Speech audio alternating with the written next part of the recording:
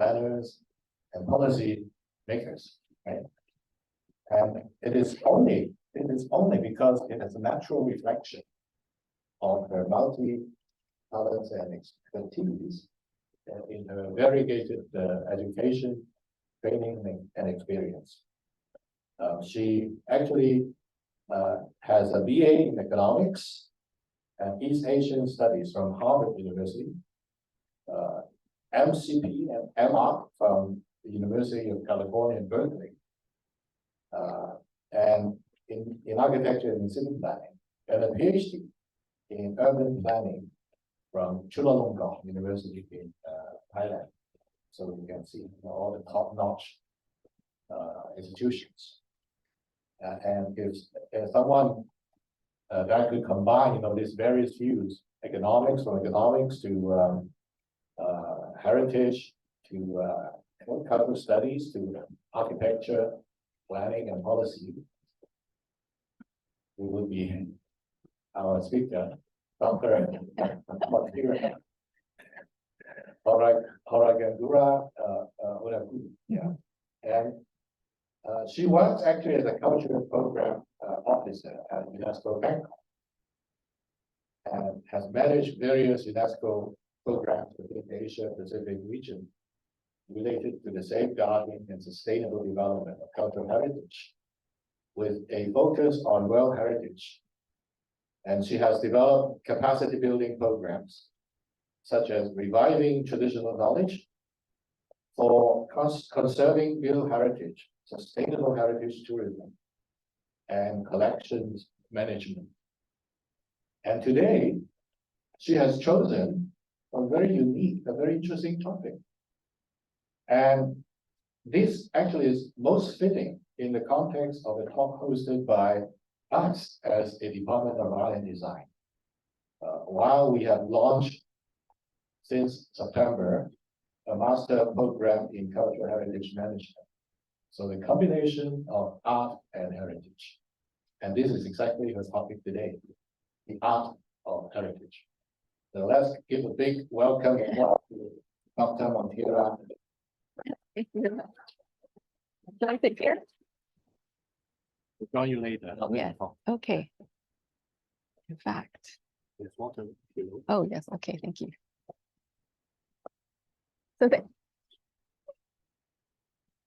So thank you very much to Dr. Hui for your really fulsome introduction. That was very kind. And thank you also to all of the colleagues, Dr. Choi and the other students and audience members who are here with us today. It's really my pleasure to be here in Hong Kong again at the end of the storm season, and also to join you in a program which is in a way goes back to some of my earlier interests as well in art and design. And so I'm very glad actually to be part of this lecture series, but particularly to be part of this new endeavor that Dr. Hui and his colleagues have launched on, which is, I think, is one of the most exciting new curricula actually in the area of cultural heritage, because it combines an art perspective, but it also combines a management perspective.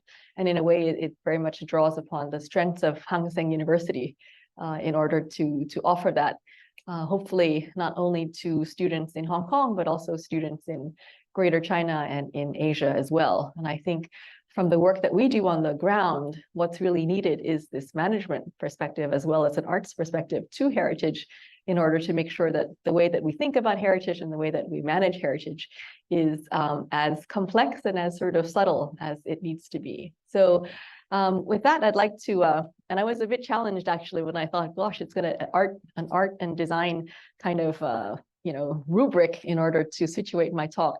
So I came up with the topic of the art of heritage. So the art of heritage, on the one hand, is about art, and on the other hand, it's about heritage. And so in heritage itself, there are so many opportunities where the aesthetics is kind of our leading perception of the value of heritage. And so we have here on screen the most impressive insect migration phenomenon in the world, which is every winter, the monarch butterflies from North America fly down to Mexico to spend the winter season before they go back. And in this time, there are literally millions of butterflies who cluster in these forests. And you can imagine just what a spectacle that is, purely from a sensory point of view. And so natural heritage, often evokes this sense of awe or grandeur in us, as not necessarily as biologists or people who have any kind of technical or scientific background, but simply as spectators to view this. Even this picture alone is already very evocative, but you can imagine being there on site, the sounds, of the wings and, the flurry of their movement, just what that would feel like. At the same time, many of these inspirations that we derive from nature is also captured in many of our art forms as well. And I have here a picture from the most famous temple in Luang Prabang in northern Laos, which is a World Heritage Site. It's Wat Siang Tong, and at the one facade of the temple is this famous mural painting of, it's not a mural painting, sorry, it's a mosaic composed of glass pieces. And this glass mosaic depicts the tree of life, which is an allegorical symbol in Lao Buddhist belief. And you can see here that it's one of the highlights of the art practices in Luang Prabang, because in a way it's almost a lost art, because the production of this glass, it's a very particular glass, it's colored glass, but it has a very fine texture. And in the past, in northern Laos and northern Thailand, you could cut it with scissors. And now that technique has been lost.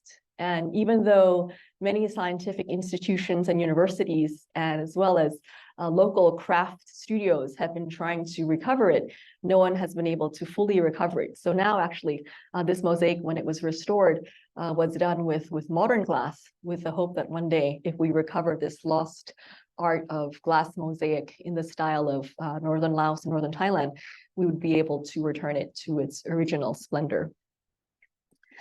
And so other decorative arts, particularly associated with buildings in Southeast Asia, also proliferate. For instance, we have here, if anyone has ever been to Bangkok and visited the Grand Palace, maybe one of the highlights of the Grand Palace is the series of mural paintings depicting the ancient Hindu myth, the Ramayana, which has been translated into a Thai context. And here we have the art depictions in wall after wall, showing the story of Rama and his search for his wife Sita, who was taken to the mythical island of Lanka by the demon king. And so what's amazing about this mural is not only how extensive it is, but also how fine the artwork is, and how detailed the depictions of the various characters are. And this mural painting is, in a sense, a living one, because it is periodically retouched so that it always maintains its, full spectacle as you can see it here. And we have, of course, less stylized and more naturalistic depictions. Here in an example of famous brush painting. And you can see another interpretation of nature, but still very evocative as well. And beyond paintings or artworks, we also have entire monumental complexes that speak to the genius of past designers and past craftsmen in constructing edifices, in this case of hybrid design. So the picture is from Kaiping, just across the border in Guangdong, which also is a World Heritage Site. And it's a site which has been renowned for the architecture, which includes sort of Western and Indo-Saracenic influences combined with some vernacular design and construction techniques built by communities that had migrants go to work overseas and bring back with them sort of different cultural references to construct buildings, residential complexes, and particularly these watchtowers, the Jiaolo, which are very iconic now. And in fact, it's my father's hometown by coincidence. So we literally just visited a few weeks ago.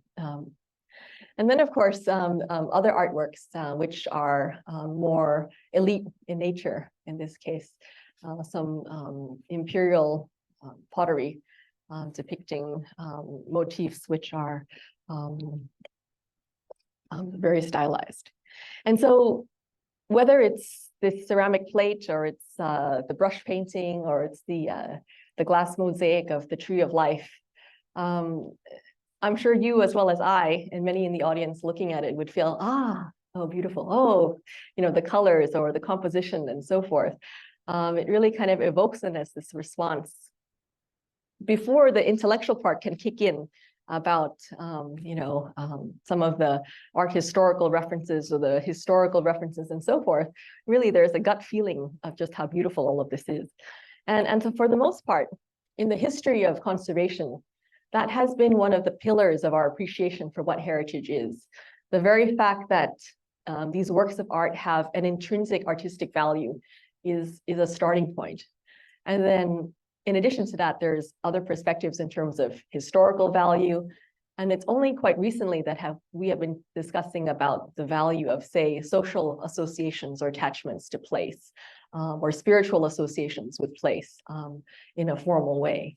But the artistic pillar has always been there from the very beginning. And it doesn't stop necessarily with just so-called antique works of art. In fact, just in this neighborhood, there is the Murray Building, now the Murray Hotel, which is maybe one of the icons of modernist architecture in Hong Kong, even though it was perhaps serving a fairly utilitarian function as a government office and now as a luxury hotel. I think anyone who's a kind of an architect can appreciate the geometric kind of attraction of this facade in its rigor and in its precision. And so, according to the principles for the conservation of heritage sites in China, it defines artistic value as the value that a heritage site embodies of the artistic creativity, aesthetic preference, and representative style of a particular period in history. And in addition to that, in the Australian International Council on Monuments and Sites, it says further that actually this artistic value or aesthetic value extends beyond simply a visual perception, but it's actually the aesthetics that engage all of our senses and our perceptions. And so it could be sounds, can be smells, and could be other factors that have an impact on our thoughts and our feelings and our attitudes. So for instance, if you had the chance to venture to the forest where the monarch butterflies flock to every winter, surely there would be a multi-sensorial perception of that place that extends simply beyond the kind of visual aspect. And I think that's, in a sense, the power of art to engage us, and as well as the value that we have in heritage as well. So rituals like the Chado tea ceremony from Japan are designed as a whole instructive and meditative experience to engage you with visual perception, but also with the touch and the feel and the smell and the whole experience of being in that space and that extremely sort of meditative ritual step by step of this process. And so it trains not only your outward perception, but also your inward meditative faculties as well. And so, and in a sense, ceremonies like this, as well as other aesthetic experiences, are often appreciated to the point where they're sort of fetishized as these artistic symbols almost, and they become sort of models for what an experience or an art form or heritage should be. So much so that we find in most cases that for the public at large, for a general person on the street, their sense of the value of a heritage site is very much tied with an aesthetic appreciation of the site. And quite often, even in international governance procedures, when they discuss the value of a site, you'll find that people will weigh in on the basis of, and I went there and it was so beautiful, so we should definitely protect it.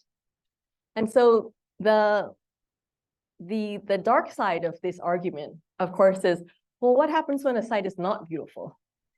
Do you extend that logic to then say it's not worthy of protection? Right? In the same way we feel so strongly that a site that is so evocative to us on an aesthetic basis requires protection. If it doesn't evoke that sense of joy and beauty, does it then not require protection? And this is the paradox or the dilemma of so-called ugly heritage. There is a lot of heritage out there that is maybe utilitarian, or very plain, or very ordinary, or in some cases offensive, or downright unacceptable by different norms of beauty, but also societal acceptance. And so we have, for instance, Desmond mentioned earlier, Tycoon. And so there are parts of the Victoria jail in the past that were fortified in a way with these glass shards. And in a sense, actually, there's an aesthetic quality to them as well. But they were meant, of course, for a very practical and functional purpose, and not meant to be decorative, certainly. They were meant to prevent people from climbing in and out. And so, and yet this is part of the story of Victoria Jail, or that whole complex now, as an instrument of command and control in British colonial times. And so they themselves are symbolic, even these glass shards, of that whole system that was in place, which is today considered historically important, although perhaps not conforming to everyone's understanding of what is so-called quote unquote beauty. Or we have even more controversial examples. For instance, remnants of the same colonial, post-colonial, decolonial kind of discourse about what do we do with things that were erected in the past as symbols of past rulers or past elite. So slave owners, colonial masters, people who in the past were at the top of the food chain, but now are understood to be oppressors of certain classes or certain groups of people. There has been, for decades now, a move to decolonize, for instance, history, and then now, more recently, a move to decolonize monuments as well. So the monuments to these typically old white men in the past are now being, in some cases, forcibly torn down, sometimes by mass protests and by, you can see here, by civic action, and sometimes by local governments who have been put under such pressure that they acknowledge that things that were previously civic monuments in the middle of city parks and so forth now need to be reconsidered and perhaps uncelebrated, or their interpretation needs to be bracketed in a way which lets us understand the multiple layers of history, both that celebrate and also that criticize these events and these personages in the past. And so this is a form of heritage that is now very contested. And in fact, from South Africa to Europe to parts of the United States and so forth, there are these kinds of protests everywhere. And so there are other chapters of history that are very dark as well. So in this case, wartime heritage, how do you deal with it? In many cases, again, it's not glamorous, it's not particularly monumental. These are images from the Death Railway, which was most popularly known from the film The Bridge Over the River Kwai. So the railway that was built under Japanese rule and occupation by prisoners of war during World War II, leading to the death of many prisoners, particularly from Australia and other countries. And so in those countries, this site is memorialized as a war site. There's a war cemetery, and there is a need to understand it as a kind of monument to a very dark chapter of history. Whereas this interpretation, of course, is not always the same interpretation from all the parties that were involved.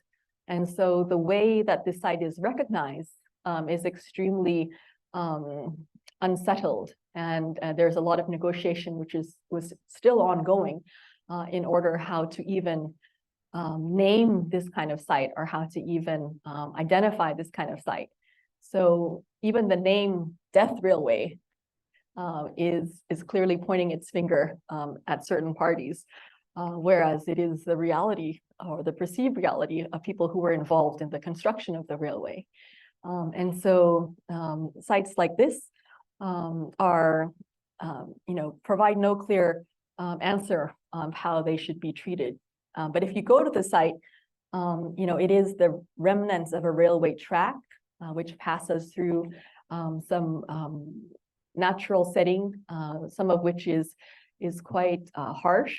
And so it's not necessarily our understanding of what heritage is in comparison to, say, monuments or historic buildings or historic towns or landscapes.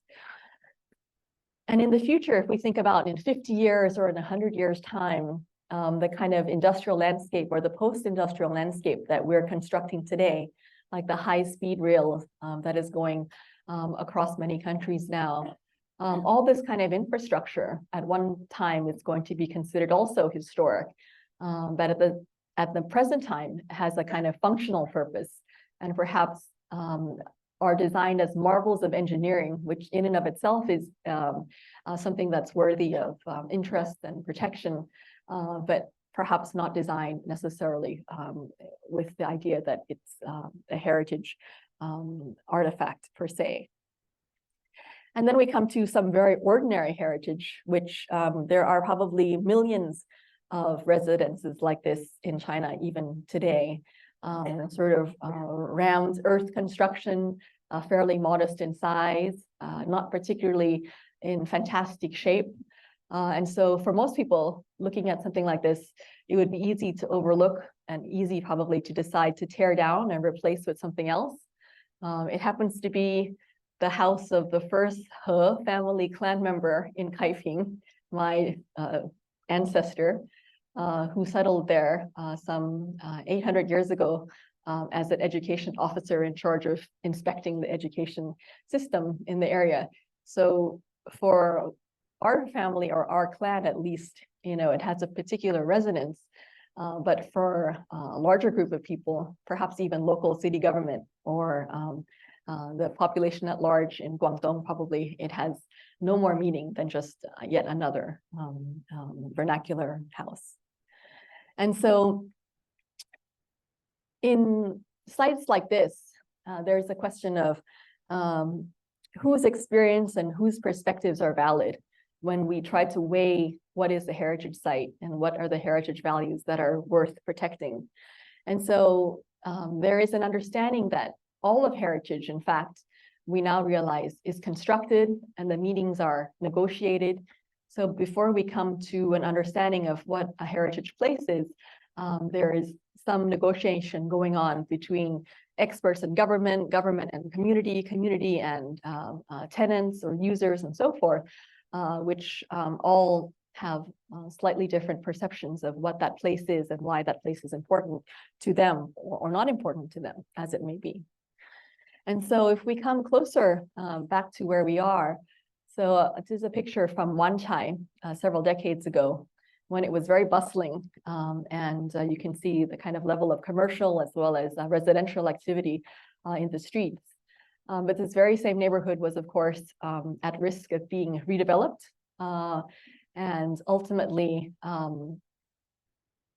was saved and has now been transformed into what is now known as the Blue House Cluster, which you probably have seen and visited.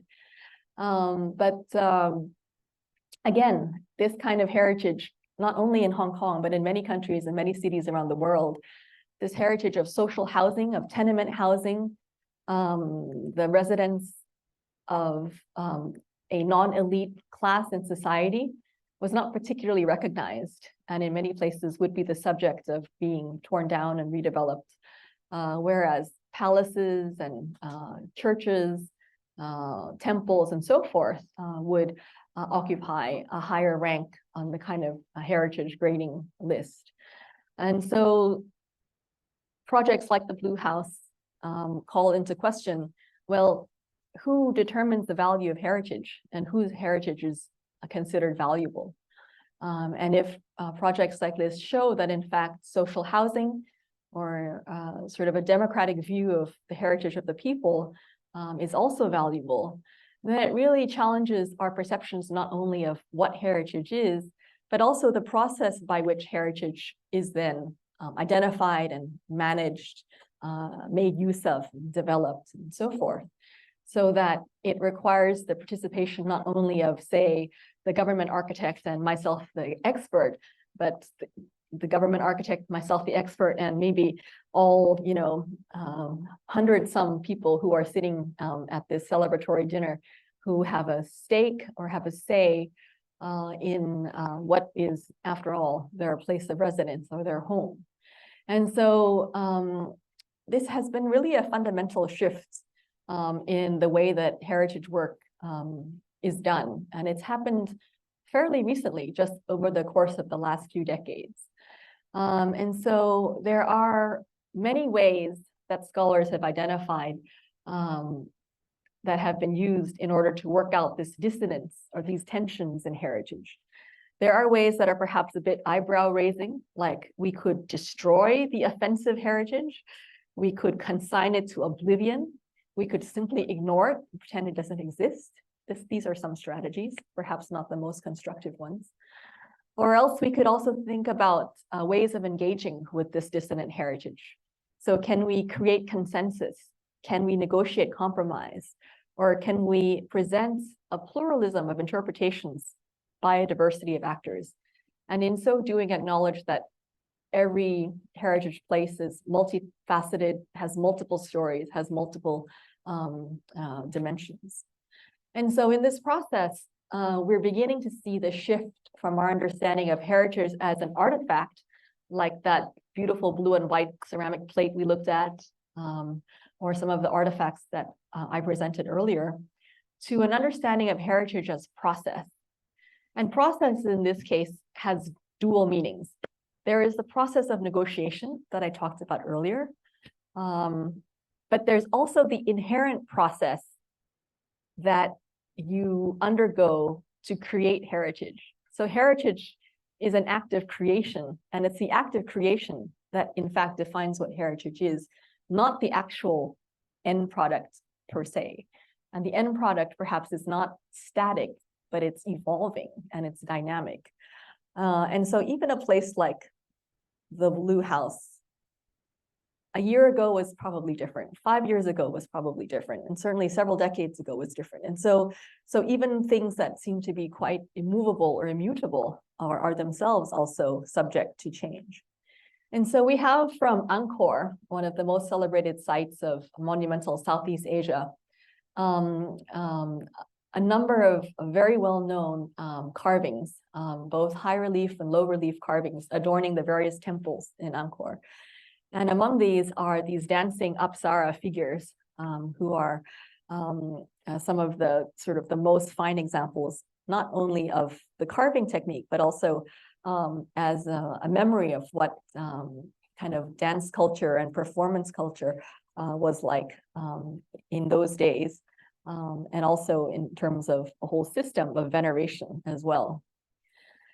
And so in the past, our focus would have been, well, how do we protect the temples and how do we protect the carvings, like the apsaras that are associated with them, as one of the defining artistic motifs of, Angkor.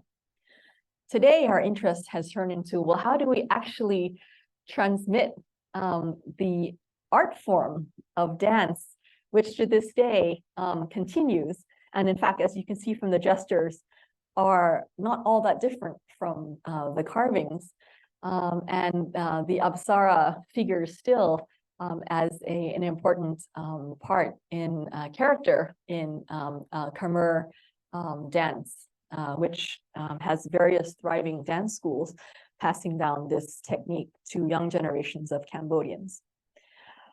And so in this case, we're seeing a very radical shift to what heritage is now understood as. So heritage as process. What does this mean? When it's a process, and you see from the picture we have just now, both old men and old women and young men and young women together in the same room, the focus is no longer on the final product as such, but it's on the practitioner and the practice that is actually carried out. And it's the practice that ensures the continuity and the viability of these various cultural practices. And so whether it's something like the art of hand-pulled noodles, which is really fetishized in like food blogs, for instance, people are always on the search for like the most interesting or delicious hand-pulled noodles, not only so much for the taste, but also for like the sheer spectacle of seeing these noodles being produced. But also things like the art of navigation. So in the Pacific Islands, various seafaring communities there have been known for centuries to be able to venture forth in very small boats, only relying upon the stars and the ocean currents and their knowledge of the wind in order to navigate, sometimes across the Pacific, using the most rudimentary of navigation equipment and paddles and so forth. And so this navigation knowledge of Pacific Islanders is sometimes captured, in this case, in Micronesian, what they call stick charts. So they make these charts that are symbols of the ocean. So the seashells are different islands, and the lines are ocean currents and other patterns that the sailors have to be aware about.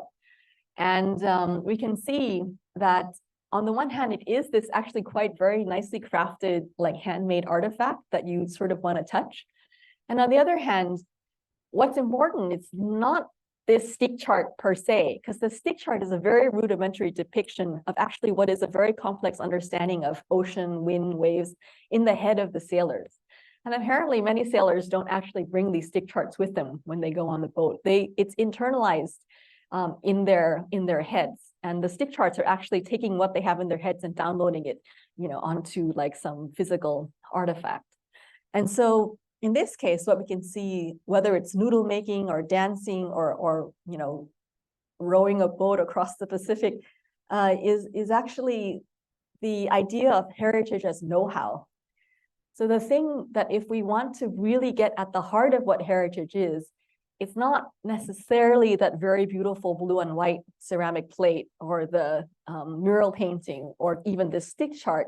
What we really have to be able to hand down is this know-how.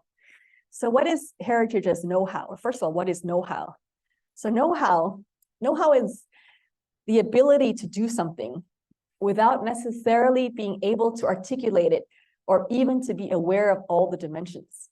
For example, being able to ride a bike or to play a musical instrument. You learn it, and then at some point you are able to do it almost instinctively. And if someone asks you how you ride a bike, you could tell them mechanically, okay, then your left foot and then your right foot and so forth. You could never capture all of the nuances of how you balance and what happens when you go into a bump and how do you go up a hill and all of these things. They become part of your lived experience, and it's very difficult to explain it. And that's because, so here I have a little video to show you about some of the kind of the variety of knowledge that is contained in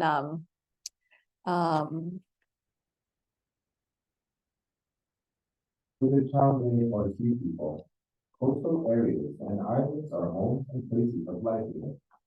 The Chaldee read the sea and learn about the lives and movements of sea creatures. They have detailed knowledge of the creatures and their behaviors with the change of seasons and with the different winds and waves. The Mokan in Kuraburi district of Panga province told us about the season of Chinese French. The changing direction of the wind signifies the beginning of Chinese French season. When the northeastern wind, or the wind from the direction of Han Island in Myanmar, starts to blow, we can confirm the Chinese French arrival by shining lights into the water at night. We then prepare the equipment and get the boat ready. In terms of conservation, the community does not go out to catch the tiny shrimp during the night because small fish usually come up to the surface to feed and they would become bycatch. Having such bycatch will lead to long-term decline in the number of marine animals. We have to keep checking. When we go out to sea, we check the wind and the water. If tiny shrimp come, at night they will jump when we shine a flashlight. Sometimes, when we're out in the middle of the sea, we're told by our friends that the tiny shrimp have come. Sometimes, we find them ourselves in the middle of the sea, something like this, a shoal of shrimp. And we know the tiny shrimp have arrived. It's time to prepare. During the month of tiny shrimp, we need to prepare. We need to get ready to do this, do that. Bring out the shrimp net, cut wood, make the net handle. We need to be prepared as it's tiny shrimp season. We observe the wind. Sometimes they call it the wind of Khan Island, or Liang wind, something like this, because the wind blows continuously from the direction of Myanmar. The shoal of tiny shrimp is called Kung Kok and appears as a red lump in the sea, similar to a red cloth. My small fish net, so as the fish jump. Small anchovies, they are there, jumping when we walk in the water. We hear them jump, tuk tuk tuk tuk. But it's not possible to use push net in this kind of swell, because the swell will overwhelm us. It will smash both our body and the push net until we tumble over. In the morning, the sea is calm. The water is like the water in our canal. The wind is from Bois Island and Surin Island, causing the swells and breakers out there. The wind and waves have a great effect on the Chaldei's lives. The Moklan have names for waves according to the characteristics they see, such as swells, long waves, and egret wings waves. Uncle Lei tells us more about these waves. These waves are called egret wings waves, and those are called long waves. The reason for the name is that each roller comes in one line. Then the crest breaks into a long straight line. Egret wing waves are different.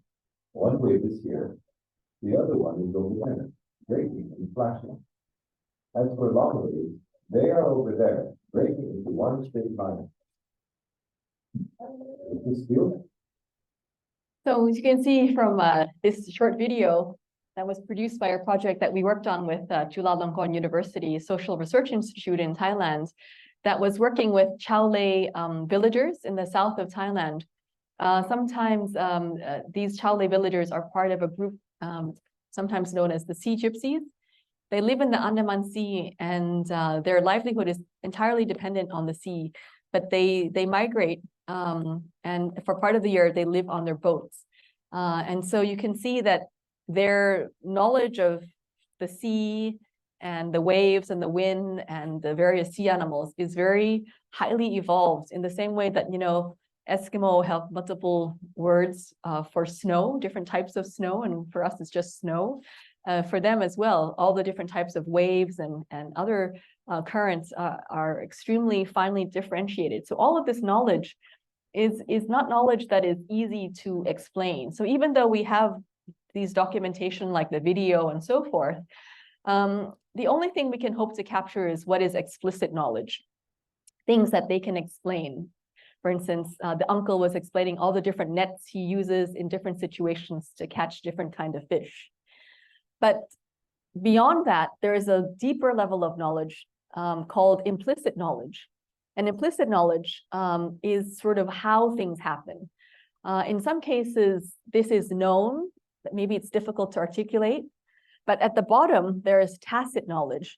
Tacit knowledge is information that in some cases, for various reasons, is either uncommunicatable for certain social mores, or in some cases is not even able to be explained in so many terms, no?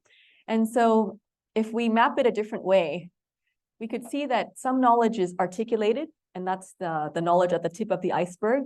And then there's the unarticulated knowledge, which is just below. And then there's the inarticulatable knowledge, things that we can't even put words to. And so when the practice of art or the practice of heritage relies upon actually all of these layers of knowledge, you can see how difficult it is in order to ensure that the practice is viable, which I said earlier is dependent on the fact that it has to be transmitted.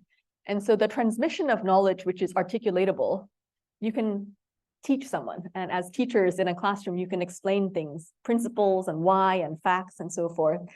And some things that are unarticulated for various reasons, you can find ways of trying to articulate. But the things that are inarticulatable, like when you're riding the bike, this thing about when you balance a little bit, how could you possibly put that into words, right? So that's the challenge that we face. And so when we ensure the viability of art forms that are maybe part of living heritage, we can understand that in fact, there are multiple components to our various actions. At the heart of it, of course, is how do we safeguard and how do we hand down these various living heritage so that they continue to survive. And we can see that, yes, we should promote and yes, we should transmit, but the starting point is at the very top circle, which is the identification, the documentation, the research, and the inventory. And these are components or steps that are laid out in documents associated with the 2003 UNESCO Convention on Intangible Cultural Heritage. So if you look a little bit at this top circle, or this so-called first step in a way, when we identify what it is, or we document what it is, and we try to research or inventory what these forms of heritage are, it's a process of knowledge management. And so knowledge management is, you have to identify, try to identify with the what is it, collect information about these things. And then if we take it to another level of analysis, we try to codify the information as well. So how can we make sense of things that are maybe quite messy and quite chaotic and quite, have multiple dimensions so that we can try to explain it, right? So if we can't even, analyze it in a kind of tidy fashion, then it becomes a little bit difficult to explain. At least that's our instinct as sort of rational creatures. And so when we look at various examples of how we create taxonomies of know-how, in this case, Korean folk arts. And so in this project, which ended up with this book, The 100 Thimbles in a Box, the taxonomy or classification system was by materials. So there's one chapter on all the different Korean folk arts that are produced with ceramics and clay. And there's a chapter on all the things that are made with fiber. But you can see that this ranges from thimbles to gold leaf, to wrapping cloths, to traditional costumes. So as a group, it's very eclectic, but it's all bound together by the fact that it's made from fiber. And we go on to paper and inlay, metal, wood, and paintings. And so in Thailand, the traditional arts of Thailand are classified by production technique. So there's sculpting, there's carving, there's milling, and other types of techniques of production, which use different tools and a different kind of skills. But you can sculpt in clay, you can sculpt in wood, you can sculpt in metal, but it's all under the classification of sculpting, right? And carving as well. You can carve in wood, you can carve in various other materials, but it's all in the school of like the master sculptors. And so that's a different classification system. And if we look at this list, we could have classified it maybe by use. So all the things that have to do with clothing, all the things related to food, all the things related to rituals, and so on and so forth. Or we could have classified it by things that are related to elite social class, things that are related to maybe ordinary people and their everyday life, and so on and so forth. So you could see that, one of the problems with taxonomies is which classification system or classification systems, plural, do you use and with what kind of logic? Knowing always that there's always going to be some gray things that don't fit in category A or category B, but when you're making these, lists, you end up having to say, okay, it's 80% category A, so I'll just put it in category A, even though you know that it really is partially fitting in another category as well. So these are some of the challenges of, classifying knowledge.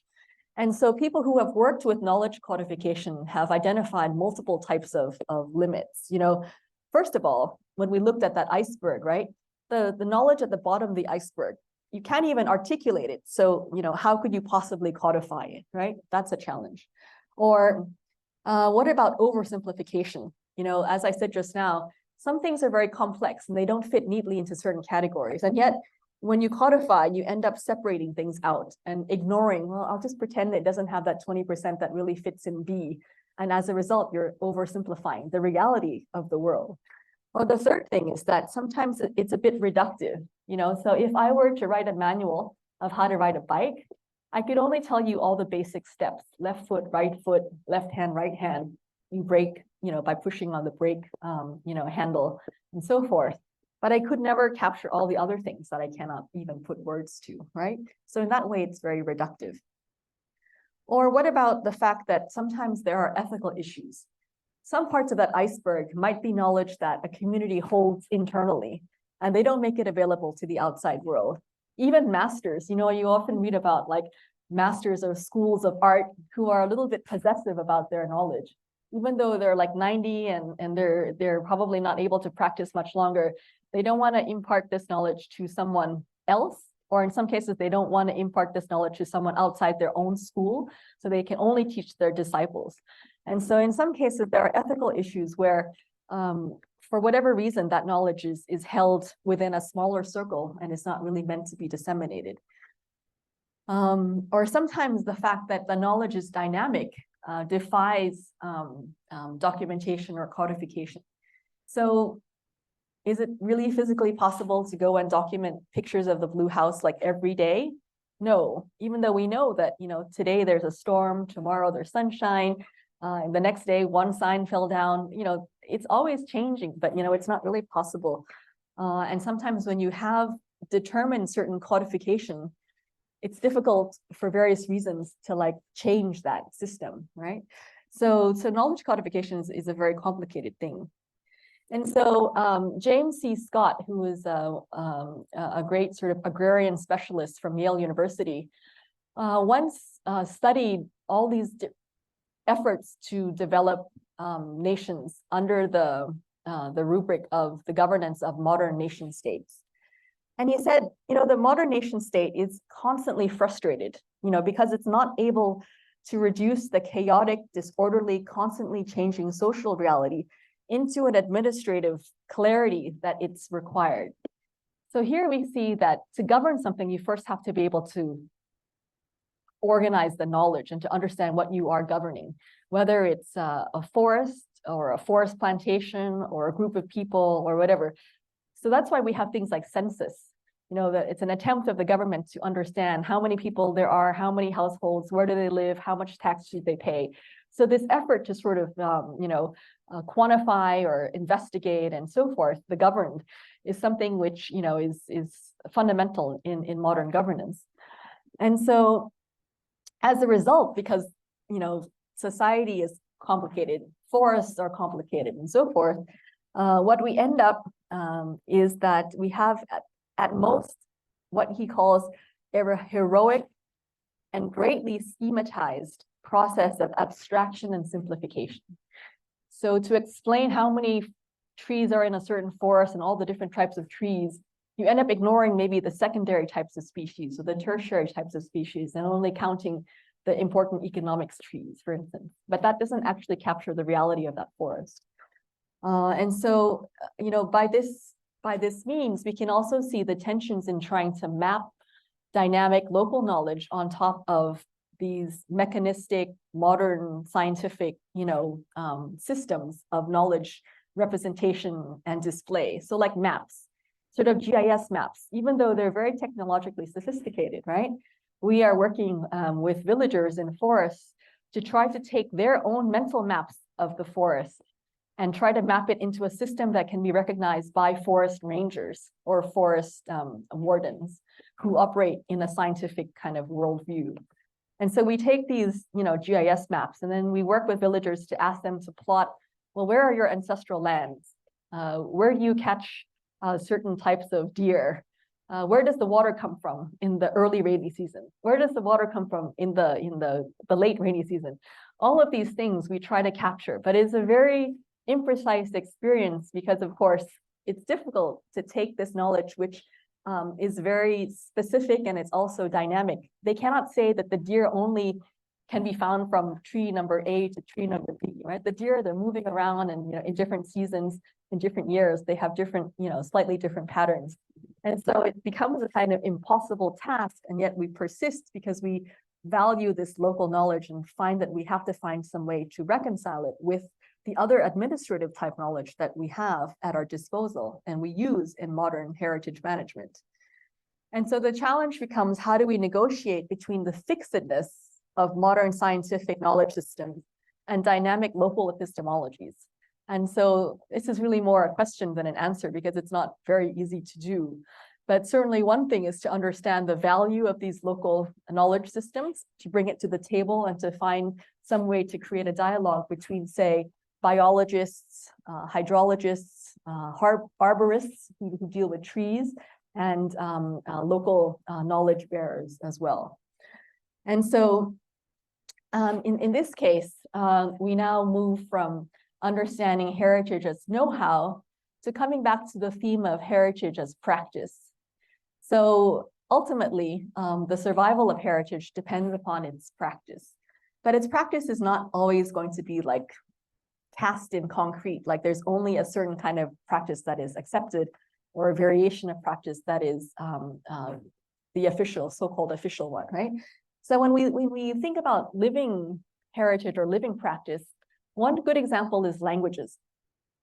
There are these attempts to map endangered languages of the world, and it often uses this traffic light system. In this case, there's only 2 traffic lights, but sometimes it's red, yellow, and green. So the green, the languages that are green are the languages that are very alive. It means that old people speak it, young people speak it. Young people not only understand it, but they can speak it. Books, social media, whatever, are produced in that language, and people feel very comfortable using that language. That's green.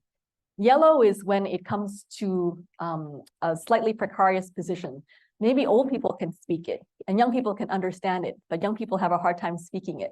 And it's only used in old books, but maybe not new books. But red means that only a very few people can speak it anymore, typically old people. The young people have no interest in learning it and they don't understand it. They can't talk to their grandparents in this language. No one is producing any new media in this language anymore. So these are the red languages. And so when you have not only languages, but also you think about heritage and practices that also are in this traffic light situation, some heritage and practices that are very vibrant, some that are a little bit, on the edge, and then some of them that are on the verge of extinction. When we think about practice, what can we do, right? So we can think about practice maybe in 3 different ways. If it's the red traffic light situation, then the practice would be aimed to revitalize. How do we bring it back so that it's very dynamic and very living again? And if it's green or if it's yellow, then maybe our task is to sustain, make sure it continues either the way it is, or maybe to transform, not just to continue the things that have been done so far, but actually to make it in a new way, an innovative way, a more interesting way. And so we have, for instance, and I go back now to Luang Prabang in northern Laos. Luang Prabang it was a royal capital, and there was a period of French occupation. And then in the transition from a royal government to a socialist government, we saw that many Buddhist monks left the order. And so when they left, the knowledge systems that was contained in the Buddhist monkhood, which was not only knowledge about religion, but also knowledge about arts. Because in the past, the Buddhist monks were also the guardians of these temples, these beautiful temples that we saw. And so they actually had hands-on experience and knowledge about how to repair and make new artwork and so forth. And so when they left the monkhood, of course, not only did this knowledge disappear in a sense from the temples, but the transmission of this knowledge was also disrupted. So older monks could not teach younger monks because there were no older monks or younger monks left to teach each other. And so one project that we did a number of years ago was to try to revive this know-how within the Buddhist monks themselves. So we taught young monks by inviting old retired monks to come back and teach them how to do wood carving, plaster molding, lacquerware, gold gilding, and so forth, so that in fact they could regain some of these skills that were lost. And in fact, they were able to apply the skills in restoring a number of temples, including the most important temple, Wat Siang Tong, that we looked at the beginning of this lecture. And so this is in a red or yellow traffic light situation, right? Now, what about in a green traffic light situation where we have something very vibrant? So here in Hong Kong, near Pok Fu Lam, there is a small temple called Lo Pan Temple. Lo Pan, if you know, is the patron saint of Chinese builders and contractors. And so again, sort of in this building theme, he is the saint who, was a master builder in China who was, according to historical lore, responsible for the design and the fabrication of various important tools that are used in the construction industry traditionally. And so the Lo Pan Temple is still the point of focus for the construction industry in Hong Kong today. And every year they have an annual festival to honor the master, Lo Pan, and all of the heads of different construction companies come and take part in this festival. We even have a member of local government taking part in the festival as well. And it's not only on this festival day, but if you visit the temple, there's always offerings at the shrine. So it continues to be in use and in veneration. And so in this case, we would try to ensure that this practice is sustained. And then finally, but it's not just, say this temple, but lots of other artistic traditions, say going back to Southeast Asia, like weaving traditions. Across Southeast Asia, there's still a lot of vibrant weaving traditions left that are being done not just by like very old ladies or old men, but in fact by middle-aged people and also even younger people as well. So hand looms, other types of hand weaving, and even in some cases transformed to industrialized or semi-industrialized forms of production are also very vibrant. And you'll see, if you go to Southeast Asia, to any of the markets, lots of fabrics with different patterns on display. And in some cases, it's not just like they're replicating the same old pattern that they've been using for the last, centuries, but there's a lot of transformation that happens in the textile industry as well. In some cases, textile crossing over to fashion. And so we have a lot of young designers. So this is an example from Laos again. It's Lao Fashion Week that happens regularly. And in Lao Fashion Week, young Lao fashion designers take traditional Lao textiles, but they put a new spin on it by, as you can see here, turning it into new forms of fashion design, which are very popular and give new life to Lao textiles. So people are not just, always going to wear like this traditional silk sarong that we see the auntie wearing, but they might be able to wear things like this, which are also made from hand-loomed Lao silk as well. But when we talk about transformation, there are some perils as well. And even in Laos, there was a quite famous case recently where the Italian fashion house, Max Mara, had a few years ago a fashion line where they actually took the designs of a small group of ethnic people in Laos called the Oma, and they took their designs and printed it on their clothing as a special line. And this textile by the Oma people is actually traditionally produced by hand stitching, and it takes many, many months to make because each design is very elaborate and it's very laborious.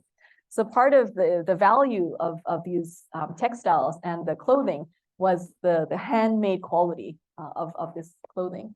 But when Max Mara took it, they fabricated by using printing. So in an industrialized process that took the aesthetic, but reproduced it in a different way, and also without any attribution of ownership that the designs originally came from the Oma people in Laos. And so this became a quite controversial issue and is a subject of ongoing kind of intellectual property rights negotiation on behalf of the Oma people who, of course, had no idea that Max Mara was doing this and, of course, and no ability to really negotiate with them, right? And then we have, I'm just going back to Professor Choi can take it. Then we have other issues of transformation. Technically, if you look at the entire text of the 2003 UNESCO Convention on Intangible Cultural Heritage, there is not a single use of the word authenticity. And this is on the basis of the fact that living heritage is constantly evolving. So there's no like baseline that we can go to say something is the ultimate or the original or the model of that experience or that practice. On the other hand, you do sometimes have cases where something is taken perhaps a step too far. And so I'm sure you have it in Hong Kong, but in Thailand, these versions of pizza are extremely popular. Pizza that have like stuffed crust, sometimes like imitation crab stuffed crust. And in this case, you can see it has shrimp and pineapple and corn, as well as cheesy Korean chicken crust. And I remember having a conversation with an Italian ambassador where he was like, I cannot even call this pizza. To him, it was unfathomable that this thing that we see is actually advertising itself as pizza, because it's so far in reality from what an Italian pizza normally looks like. And so I would then venture to put the label of authenticity ? On a slide like this, which brings, to mind some of the quandaries about how much freedom of expression should you have when you're working in a practice? Or is it going to be very much like, I have my human rights as a designer, I'm going to do whatever I want with this because, I have the power of creation.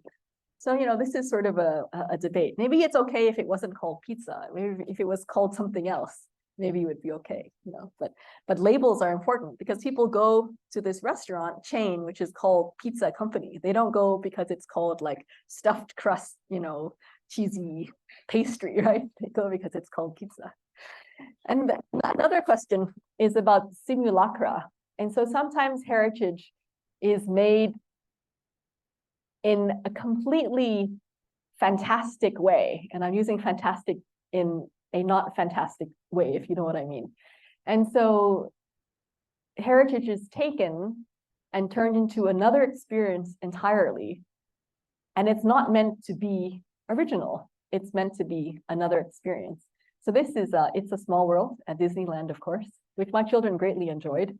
But this is the so-called Thai component of It's a Small World, where you can see Thai dancers and apparently some of Thai architecture as well. It can only be considered a kind of creative interpretation of what Thai architecture or costume is. And yet that's what people, thousands and tens of thousands of people, are introduced to in the part of It's a Small World, which is, Southeast Asia. And so we have these types of conundrums about ownership, about authenticity, about simulacra and its role in our understanding of the dynamic process, which is heritage that is transformed. And yet I want to end on maybe a slightly positive note. But then there's also heritage transformed in ways that are really compelling. You understand where it's coming from, but it's also very different from its roots in a way that has created something new and something really evocative. And so at the Hong Kong Museum of Art now, there's an exhibit that has curated a number of items from its own collection. And some of these are rare antiques, and some of it is contemporary art, which references certain things from the past of the body of Chinese artwork. And here is a piece by Angel Hui called My Little Hong Kong, which is a painting that it references blue and white crockware, which was very famous ceramic export ware. Speaking of the connection to Europe, where a lot of the crockware was sent, she has depicted a few sort of like iconic Dutchmen, in this case, Van Gogh, in the pose of his very iconic self-portrait. And so it's sort of like this conflation of these two traditions of art, instantly recognizable for what they are, and yet creating something new in and of itself. In the same exhibit, there's also some works of the sculptor, Lam Yao Sam, in this case. Actually, this is not in the exhibit, but another one of his pieces, but of a similar nature, where he takes industrial materials like pipes and wires and recreates sort of Chinese landscape sculptures in a very instantly recognizable aesthetic, but with a completely different material palette and a completely different expression. But you know exactly what he's referencing, and it's actually very, may I say, beautiful. And so we come full circle back to the word beautiful, and sort of our conceptions of what aesthetics is, what heritage is, how heritage is knowledge and know-how, but heritage is also practice, which is dynamic and evolving. And so with that, I bring to a close my lecture, and I'm very thankful for your attention, and I'm happy to take questions.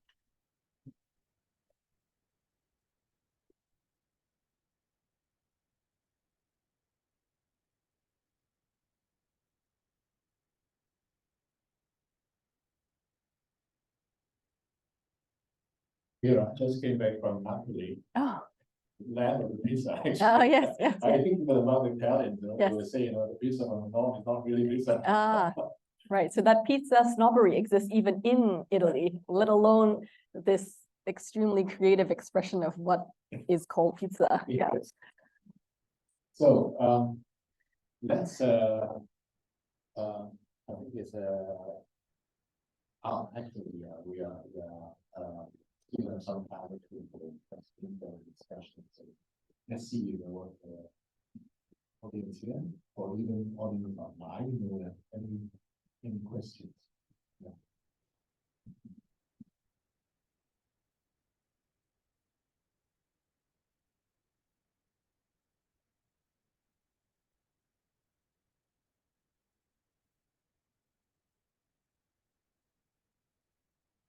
Maybe I start with a very evocative, topic on this ugly heritage or dark heritage. Mhm. Um, is there a position actually from UNESCO on those heritage sites or issues? There have actually been, well, first of all, if you look at the World Heritage List, there are certainly a number of very important sites that are of these chapters of dark heritage that are there because they're memorials, not necessarily to war, but say to peace, are there as enduring reminders to us of the horrors that had been perpetrated in these certain events. And so they're there for that purpose and not as celebratory practices. So there is, for instance, the Peace Dome in Hiroshima, the only building that was standing after the atomic bomb was dropped. And that was kept not for its architectural form or anything, but for its historic value as of peace. But also concentration camps, many cemeteries from the Second World War and at other places have also been enlisted as a universal acknowledgement of their importance in history, and really to lessons from all of those incidents. Auschwitz, actually, I remember this. Is there one of those? So places like concentration camps are some of the most difficult places to visit even today, even for people who are not related to those places. Yeah. But then the recent movement of this decolonizing of statues and monuments, particularly even in the United States. What is your opinion? I think there is, I guess the understanding of history comes in waves and cycles. And so in this case, we're at a moment where we're reflecting on ourselves. And in a sense, it actually took kind of a long time. Some of the efforts to write decolonize history as textbooks were done decades ago, actually. And in a sense, that sentiment has only flared up in kind of a civic consciousness fairly recently. And as a result, we're seeing, buildings being renamed, streets being renamed, and all of these monuments being reconsidered. And so I think, if we look at that list of various ways of dealing with heritage dissonance, certainly there are so many perils to a kind of revisionist approach. If we were to, say, remove that statue, or we were to put it away, or we were to destroy it or something, it has its perils because it means that in the way that, for instance, the atomic bomb remnant in Hiroshima wasn't destroyed, as a kind of an extremely difficult memory for us, and let's not have to look at it any longer. In fact, it was memorialized with an interpretation of that place that allows us to understand it's very fraught. And so sometimes the object might stay, but if the story changes, and the story can change multiple times, probably it could be another way of dealing with it. Yeah. Oh, see? Thank you for the wonderful share. I was especially interested in your view about the debate between authenticity and also creativity. Because sometimes our younger students, they want to transform understanding a certain practice or understanding a certain heritage site. And then the method they are doing the game design. So one of which is that they can attribute the originality of the culture that they are transforming. But on the other hand, what else that they can do so as to better preserve this kind of practice in a new way? So I think here, I mean, it's a question of how we understand artistic license and how much can be done. And again, if we go back to pizza, maybe it's okay to be super innovative and creative about it if you don't try to make the connection to pizza. So in that way, you could do whatever you want, and maybe it deserves a new name. And in some cases, I mean, there are people, it depends. There are people who want to practice in a certain school and are mindful of wanting to stay on track of that school as like the X generation of that former master who started the school. And I think that's one approach. And I think that has a value in and of itself, because even that practice by the student of the student of the student is probably somewhat different. And they bring something of themselves to it as well. So it's not like just blindly copying what was done by the master. And on the other hand, there are people who are like, well, tabula rasa, and I want to, do something really that's new, responds to me, responds to the reality of the world today. And that's an equally valid, I think, creative urge, So when it comes to using heritage as an inspiration, then it just depends how much of it, how it's attributed. Does it have to be attributed? Is the intention to help preserve it per se, or is the intention to provoke a different response to it? Maybe precisely by difference rather than by sameness. Sometimes shocking things are more interesting, and then people go back. What was this originally? Where did this come from? What are the references? Now, there's also, these conflicting claims on heritage, like I remember, kimchi as one example, curry is another, which can be Japanese and Indian. So how do we resolve that? We have a few very positive examples actually on a different list now, the 2003 Intangible Cultural Heritage Representative List, which are transnational cooperations. So for instance, the art of falconry, which is raising falcons, which is this hunting bird, and then using them for hunting, and they're actually on a few Middle Eastern carriers, the only bird you can bring on the plane is the falcon. You cannot bring your cat or your dog, whatever, but you can bring your pet falcon because you have to bring it to some international falcon race. Anyway, so falconry is an art which is shared across many different countries. And these countries work together to collectively propose falconry to the representative list of intangible cultural heritage, and it was accepted. So I think that's the spirit by which the convention tries to promote an understanding of where the heritage has emanated from, and not to look at it from the perspective of like sole ownership.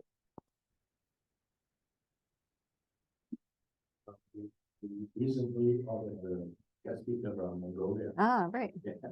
And he was one of the heritage, I guess. Right.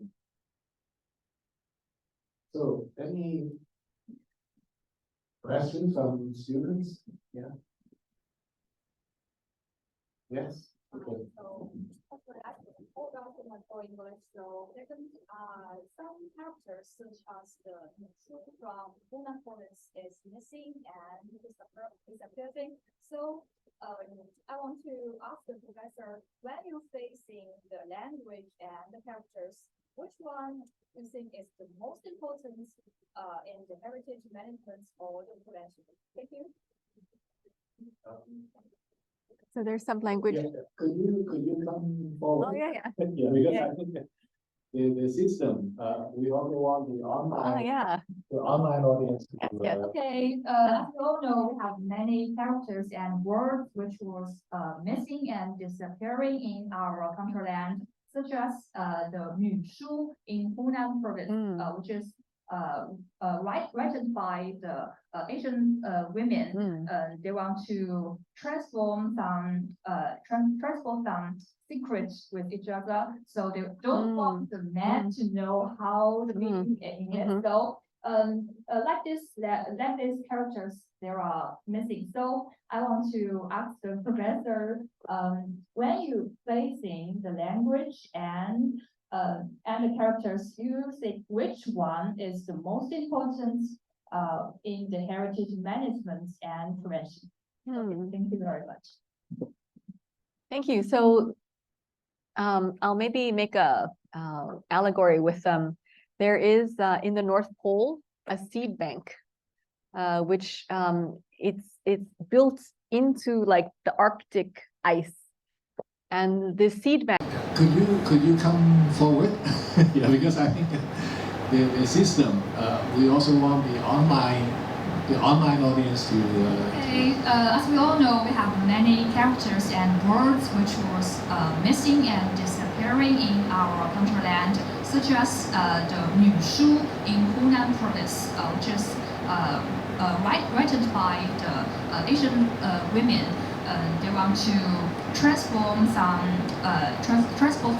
secrets with each other, so they don't want the men to know how the meaning in it. So like these characters, there are missing. So I want to ask the professor, when you facing the language and the characters, you think which one is the most important in the heritage management and prevention?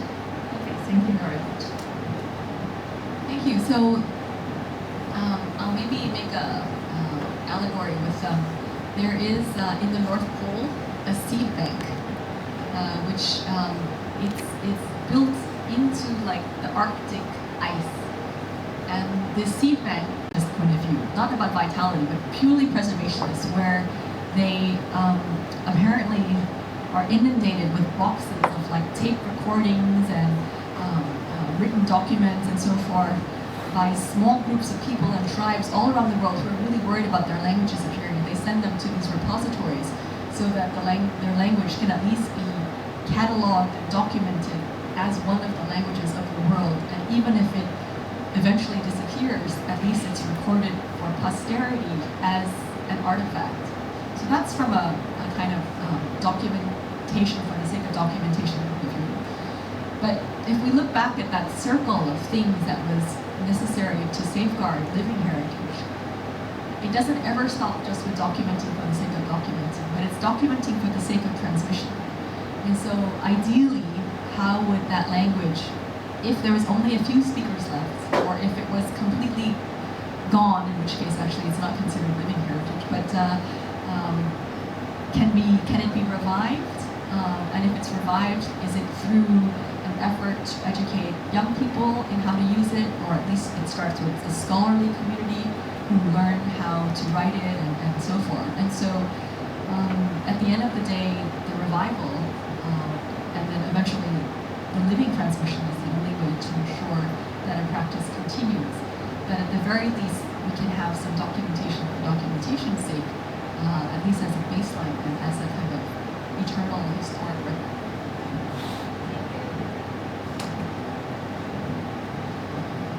That's probably my understanding is what the 2005 convention is trying to achieve. It's a kind of ensuring this possibility of the future for culture.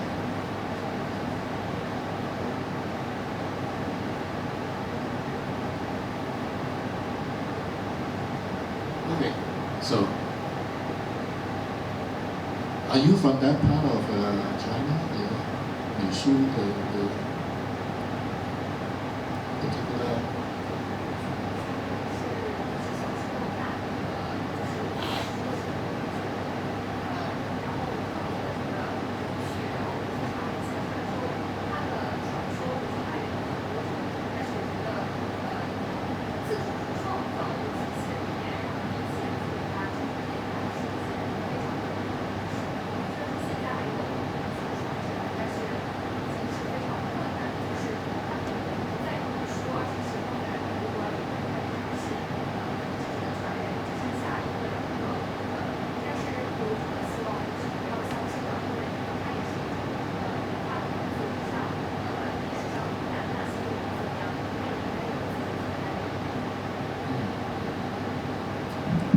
And this particular example, of course, also raises the larger question of why things like this die out.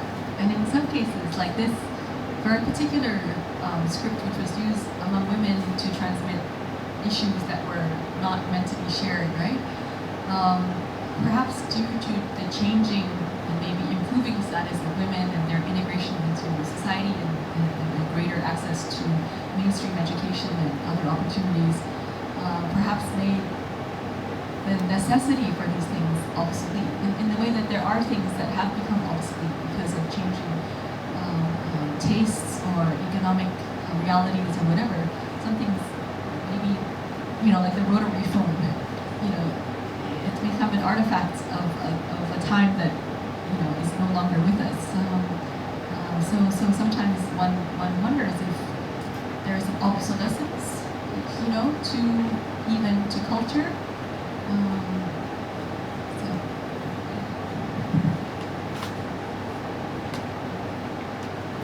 All right. May or Brad, could you check whether there are any questions on the internet? No? Okay. Thank you. All right.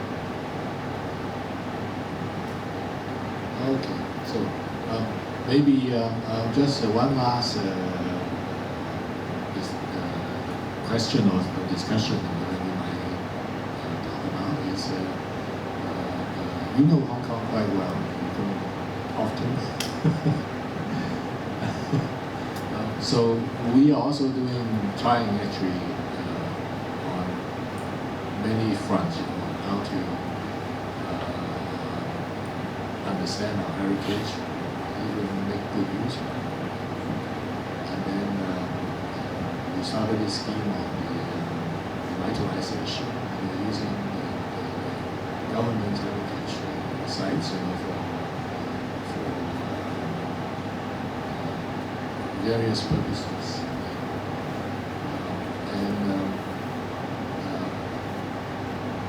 Do you have any observations or any comments on that particular initiative and whether there are any potential that we might even develop further so that it could benefit to more communities or cities? I mean, I think actually if you look at it, Hong Kong is very progressive in many ways on the heritage front. There's this revitalization scheme which puts into operation with funding and so forth, the possibility that the public and private sector work together in a very structured way, and there are not many places in the world where that actually happens.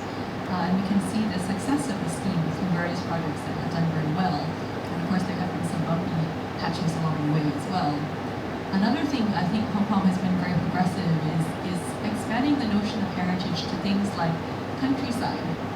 So the whole countryside, Protection Office or and other NGOs and so forth that work in this area have given an attention to rural landscapes and rural ways of life in a way that only places like England have done in the past, that have this very deep attachment to this sort of moral kind of aesthetic phenomenon and so forth. And so within the context of Asia, that's almost unseen, right? And so at the same time, there are recognition for heritage, which in many countries is also not officially recognized or even publicly recognized, like industrial heritage. And Hong Kong has examples of old factory sites that have been repurposed for modern use and are very popular by all accounts. And so we have all of these ways that Hong Kong is progressive. And yet if we compare also with other places around Asia or around the world, there are maybe still a few things that can also be looked at in the future. In terms of maybe the official recognition for heritage now is very much building focused. And in reality, we know that the challenges of dealing with heritage, particularly in a very high density situation like Hong Kong, is not just building by building, but also at district scale or neighborhood scale, what UNESCO terms the historic urban landscape. And so within that, to understand a variety of components, including open space, including wind flows, including all these other aspects of preserving a space that is beyond simply like an edifice. And so I think that probably is the next policy challenge, but also a technical challenge. And I understand that precisely because of the density of Hong Kong, of course, the real estate pressures are also, incomparable. And so one has to find not only a technical mechanism, or a philosophical mechanism, but also a financial mechanism to make this even possible.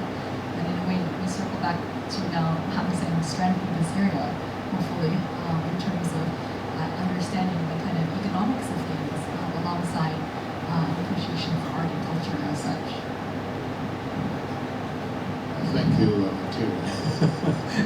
We have recently this great argument about reclaiming some of the golf club site for housing development, and that actually goes even beyond this logic of the finance. It's again going back to the social political issue in terms of heritage conservation. But interestingly, when you mentioned, expanding the notion to the countryside, I just happened to be also sitting on the country parks and marine parks board. And before coming to this meeting, I was in fact on a meeting online with the committee, and I couldn't finish before I had to jump over. And they are in fact now considering developing the open museum for some of the wartime sites in the country park. So one actually in Hong Kong Island, the Pinewood Boundary, and another side is in Shengun River, near the Shengun area. So now they are studying the possibility of creating a museum that would capture all these heritage from the war, but they are within the country park. So it's interesting. In the past, that committee overlooks the flora and the fauna, and now they're also looking at heritage. Yes.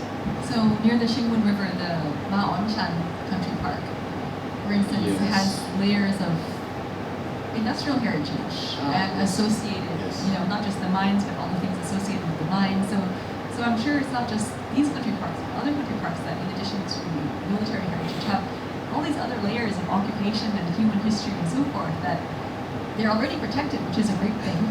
And so it's just like layering another understanding of their value aside from birds and animals, and plants. Yes. But exactly, I think that what you also mentioned on the other issues are very challenging. And it's really, actually, for our students, this is really the future. So we are actually setting at the frontier with the pursuit of this master degree, and probably they will be lots of new possibilities waiting for you.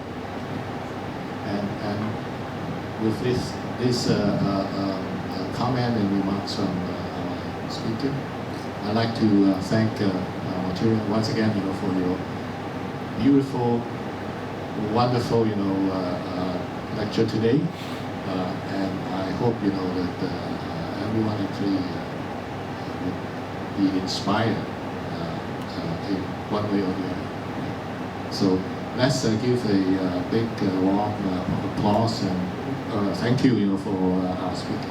Thank you.